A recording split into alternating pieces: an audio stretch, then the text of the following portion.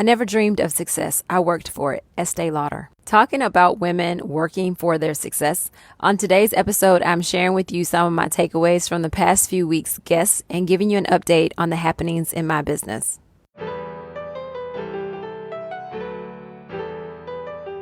You have the power to be the boss of your own life. I'm your host, Monica Allen. I'm a wife, mom, entrepreneur, best-selling author, lifelong learner, and your biz bestie. I have a love and passion for all things small business. Growing my own company from $700 to over 7 figures annually, my goal is to bring you inspiration, business-focused topics and tips, encouragement, and a community that helps you launch, grow, and scale your business, whether you are a dreamer, a side hustler, or a seasoned entrepreneur. You are listening to the Become Your Own Boss podcast. This episode of the podcast is brought to you by the Become Your Own Boss Planner. This planner can be started at any time of year. If you want to really know how to be boss of your life and live the life you desire, this is the planner for you.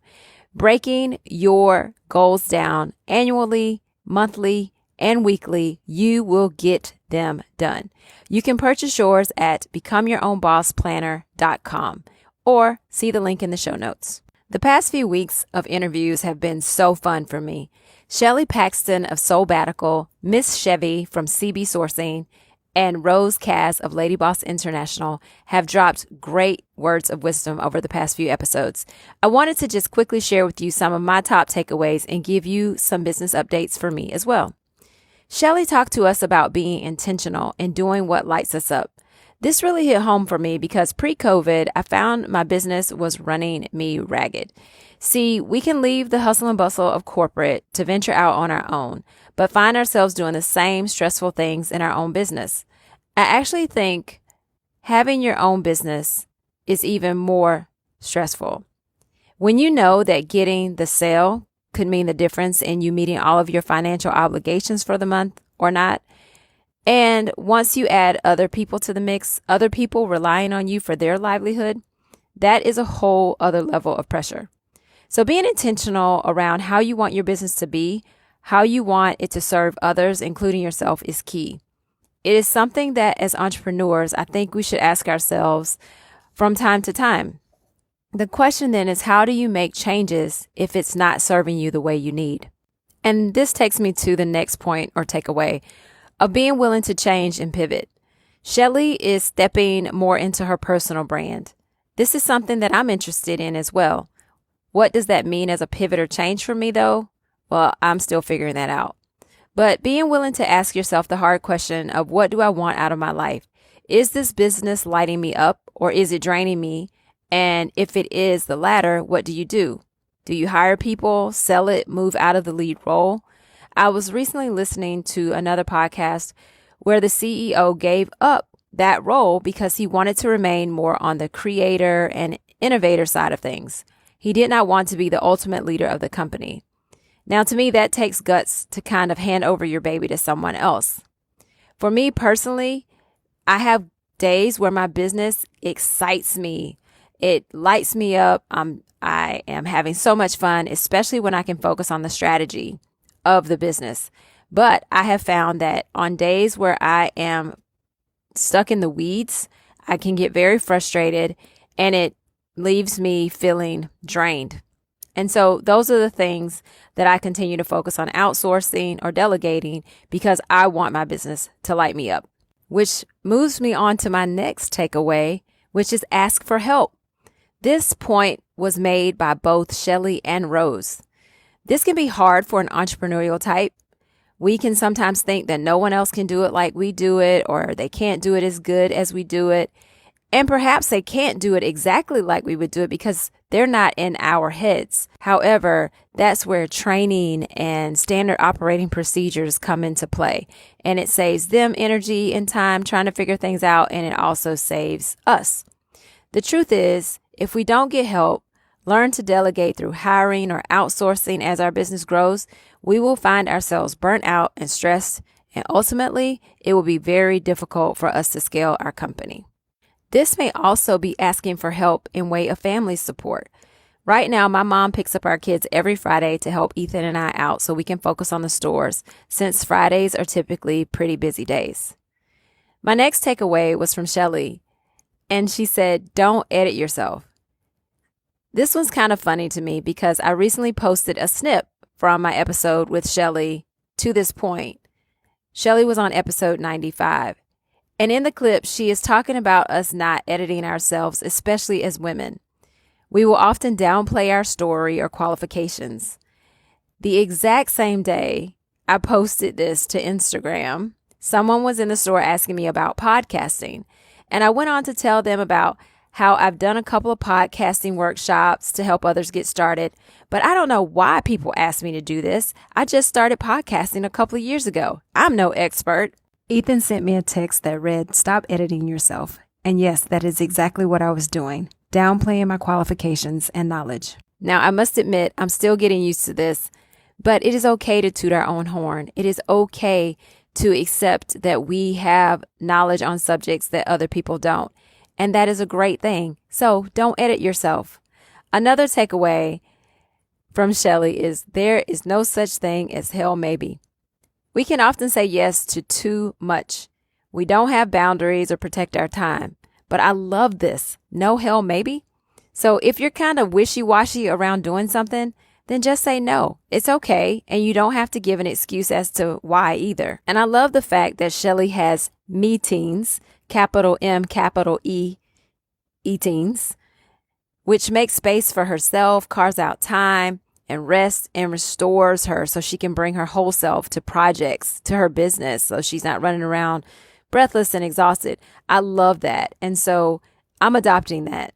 I'm going to start writing in meetings for myself on my calendar. And I suggest you do the same if you don't already. Okay, just a couple of more.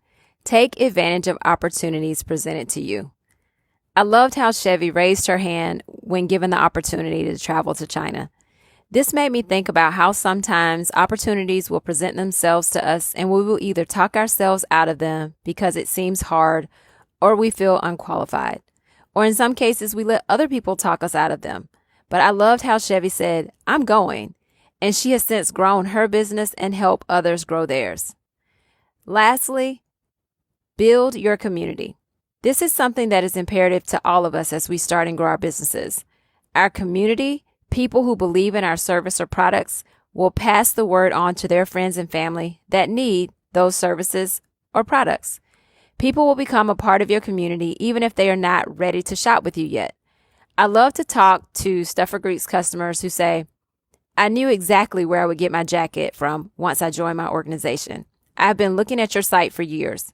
So see, people can be part of your community even if they don't actually shop with you yet or they're actually not your customer yet. How do you build community? I do believe that social media has made this much easier. It used to be that it was literally your local community. But now we have that and social media, which allows people to take an inside look at your business. They can connect with you more emotionally. Another is via ongoing email communication and connections you can make via phone and mail.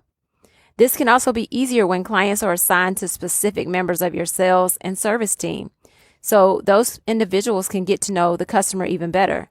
And lastly, providing great customer service will lead to great community among your customers and your potential customers. So those are my top takeaways from episodes 95, 96, and 97. 3 women who are charting their own paths and being the boss of their lives. If you have not had an opportunity to take a listen, please go back and check them out. If you find some other takeaways that I missed, please feel free to share those with me. Listen, I'm so excited because in 2 weeks, just 2 more episodes, this podcast will reach 100 episodes. And I will be celebrating 2 years of podcasting. It is crazy and amazing how time flies. This has been so much fun for me. I love sharing my business knowledge, my mistakes, and my wins. But more so, I love bringing you all the wonderful entrepreneurs I'm meeting on this journey. And just a quick business update. Life is full of constant change, as we all know. I'm actually very happy that I hired 2 part-time admins a couple of months ago because unfortunately, One of them had to leave to take care of her ailing mother. So our current part-time assistant will be moving to a full-time role in a couple of weeks. We still need to get some additional hiring done for the upcoming fall season. And my awesome home helper is finishing school and will be moving on soon as well. In full disclosure, these types of moves can be very discouraging. In the early days, I used to actually feel hurt when people left our company. But over time, I have learned and appreciate that everyone has their own journey. It may include me in our company for a while. My goal is that they leave having learned something that will positively impact their lives. We have some great retention in our company as well, so we continue to aim to build upon that. Those are the big happenings right now. Otherwise, things are moving along.